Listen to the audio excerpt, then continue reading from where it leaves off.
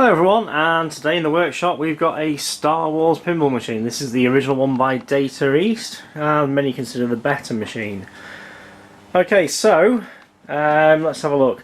We've powered it up, I've taken off the glass. We've got immediately noticeable the DMD is not working. Now I've had a quick look and all connectors are intact, so it's nothing as simple as that. We've got feature lamps, but no GI. We actually had lower GI before, but it seems to have gone off. The upper GI and the back box GI is entirely out, and I believe that the shooter mechanism has fallen apart inside the cabinet. So that's not massive jobs.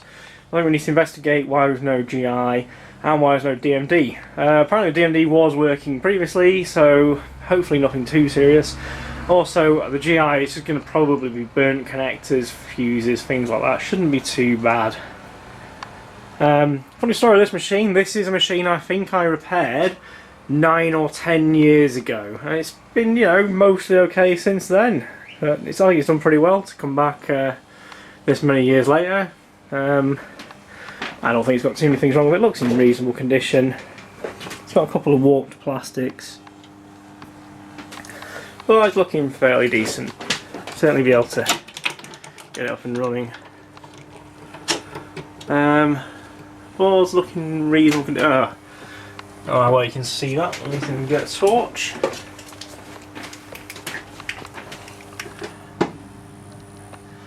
That's got some serious corrosion. Yep, so what's the date on those batteries? 2010? 5-year out of date batteries, they're leaking like hell. We need to get those ripped off, and I think we'll probably go with an MV RAM if the owner doesn't want to actually change the batteries in probably 10 years since they were put in. Who knows? It's probably best to put an MV RAM on so this problem doesn't reappear in the future. Alright, first thing we need to do is test out that DMD, see why that's not working. Right, it's been having a poke around, let's have a quick look. We've got this connector here. Oh, you can see that, that's all burnt up. We need to get that replaced. And this is the GI connector here. That's in pretty poor condition. Not sure very well on the camera. We've got burnt pins on that, so that's probably going to be most of the GI problem. That header there is also burnt up. So I think we should be able to sort the GI out fairly easily. Just about to basically, there's not a good access on this. I'm going to see if I can get in and measure these DMD voltages. Right, so I inverted the DMD so I can get to the power connector. Got the ground lead clipped on basically, and I've just probed with a positive lead. Okay, so if we have a look at the voltages we're expecting.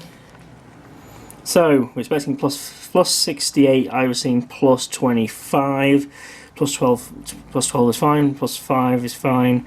Minus 98, minus 110, we're showing minus 4.5 volts. So all the high voltages are actually looking problematic, so we need to trace that back to the power board.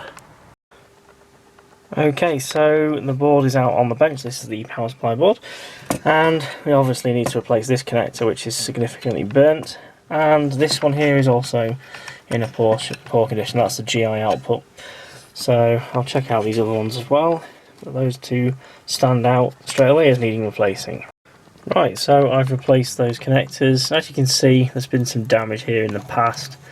Someone's bodged up, and again here on the GI connector, someone's damaged the through holes. So they've added this like very strong piece of wire here to basically bridge those contacts to this relay directly. So I've just put the new connector in. I'll reconnect this piece of wire as it does its job.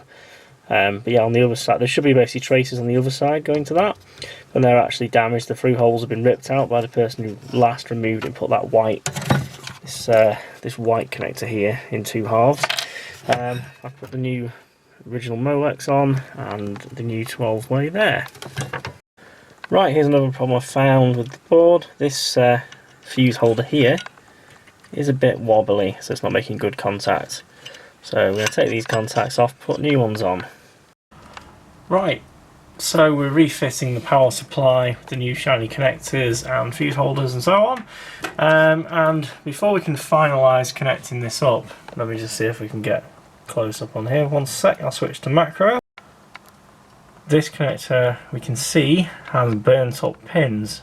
So we're not going to plug that back in, so what's going to happen is it's going to get hot and then it's going to damage that header pin again. So we're going to put new connector and new pins on here, but it's not even worth saving this housing, it's all burnt up.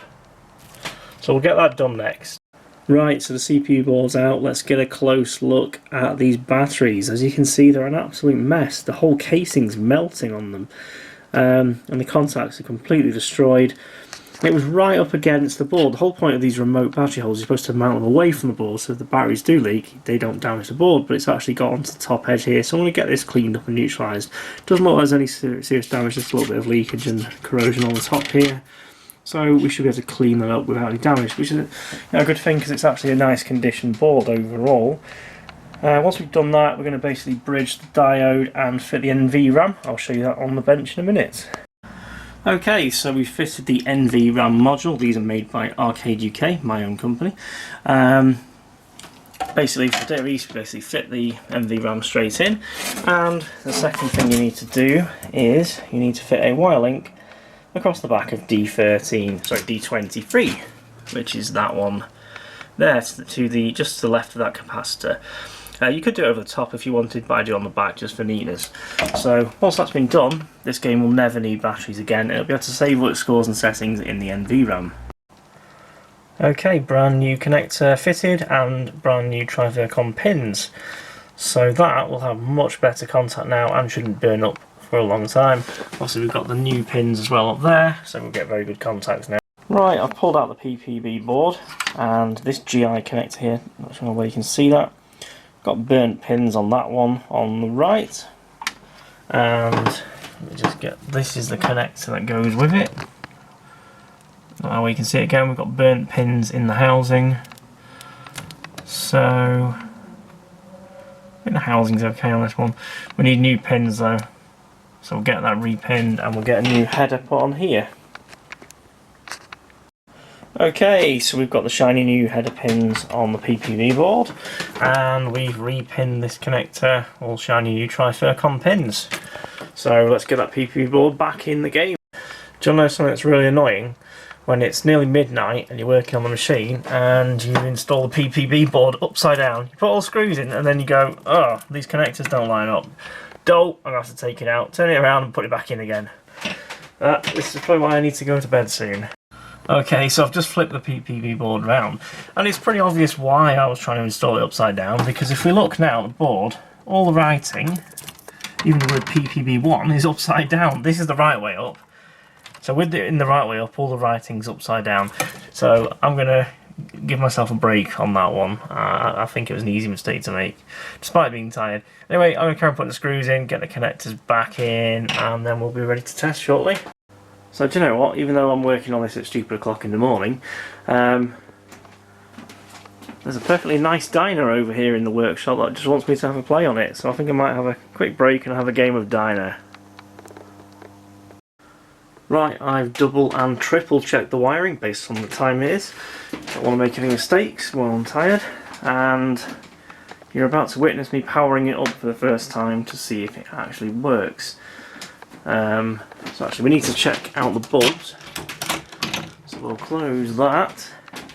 So what we're hoping for is all the back bulbs working. The back of the playfield was definitely out before, and so the front was intermittent, and the DMD hopefully. So if we see all of that working, then we are on to a winner. Let's go.